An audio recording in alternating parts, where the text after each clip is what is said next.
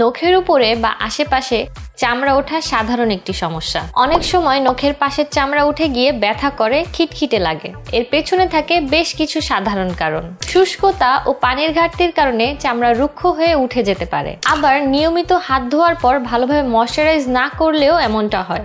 এছাড়া vitamin B ও ই এর ঘাটতি দায়ী। নখের পাশ কেটে ফেলা, চামড়া টেনে তোলা বা দাঁত দিয়ে কামড়ানো অভ্যাস থেকেও সমস্যা বাড়ে।